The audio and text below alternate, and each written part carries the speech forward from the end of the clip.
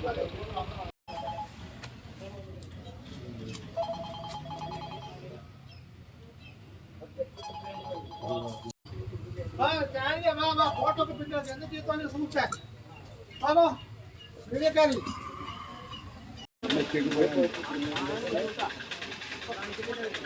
പോകരുത്.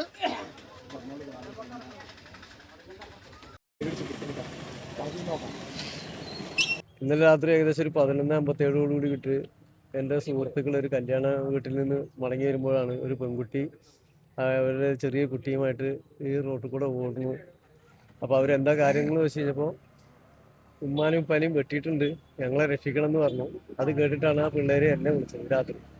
ഞമ്മളെ വന്ന് നോക്കണ സമയത്ത് ഒരു പയ്യൻ മുഖത്തൊക്കെ ചോരുണ്ട്. അപ്പോൾ അവൻ വന്ന് എന്നോട് ആദ്യം ചോദിച്ചത് ഇതിനൊരു സ്ത്രീ ഓടി പോയിട്ടുണ്ടായിരുന്നു. അതൊന്നും എനിക്കറിയില്ല.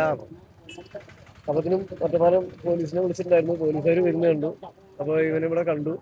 അവിടെ കണ്ടിട്ട് അവർ വണ്ടി നിർത്തുന്നതിന് മുമ്പ് ഞങ്ങൾ മുമ്പ് കൂടെ തന്നെ ഓടി നേരെ അപ്പുറത്തെ പള്ളിത്തൊടിയിലേക്ക് പള്ളിത്തൊടിയിലേക്കാണ് പോയിരിക്കുന്നത്. പോലീസിനോട് വിവരങ്ങൾ പറഞ്ഞപ്പോൾ വേഗം ആ പെൺകുട്ടീനെ ആ കുഞ്ഞെ കുട്ടീനെ നോക്കുന്നതിന് വേണ്ടിയിട്ട് ആണ് ആ വീട്ടിലേക്ക് വന്നു.